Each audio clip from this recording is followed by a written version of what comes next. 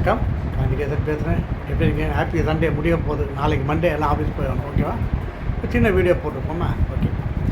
நான் சில டவுட் மட்டும் கேட்குறேன். அது ஏன்னு எனக்கு தெரியல, நீங்கள் சொல்லுங்கள். வாழ்க்கையை சில பேர் என்ஜாய் பண்ணி வாழ்கிறாங்க, கரெக்டுங்களா? சில பேர் வாழ்க்கையை நகர்த்துறாங்க. ஏன் புரியல? புரிஞ்சவங்க சொல்லுங்கள். அதே மாதிரி ஒரு பொருள் ரெண்டு முறை முக்கியமாக தெரியும். ரெண்டு முறை. ஒன்று, அது கிடைக்கிற வரைக்கும் நம்ம தேடுறோம் பாருங்கள். என்ன, அது கிடைக்க முன் அது தேடுவோம். தேடி கிடைச்ச பிறகு தான் அதனுடைய அருமை தெரியும். கிடைக்கலன்னா இன்னும் ஃபீல் ஆகிடும். ஐயோ, அது எங்கே போச்சுன்னு தெரியும். அதுவே பெரிய விஷயமா இருக்கும்.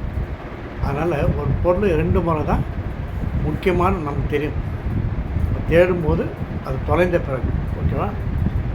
ஒருத்தன் பணம் இல்லாமல் காலேஜ் ஃபீஸ் லேட்டாக கட்டுறாங்க.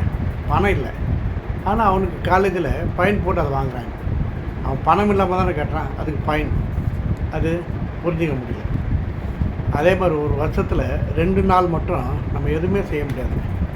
என்ன நாள் தெரியுங்களா? ஒன்று, நேற்று என்ன நடந்தது, நேற்று கதையை நம்ம ஒன்று பண்ணோம். இன்னொன்று, நாளைக்கு என்ன நடக்க போது நமக்கு தெரியாது. அந்த 2 நாள் மட்டும் என்ன பண்ணுறது தெரியாமல் போகுது. அதே மாதிரி நம்ம பேசுகிற வார்த்தைகள் என்னுடையது. நான் பேசுகிற வார்த்தை என்னுடையது. அந்த அர்த்தம் உங்களுடையது. நான் என்ன பேச வந்தாலும் உங்களுக்கு வேறு மாதிரி அர்த்தமாக, அதுக்கு நான் பொறுப்பு கிடையாது. ஓகேவா?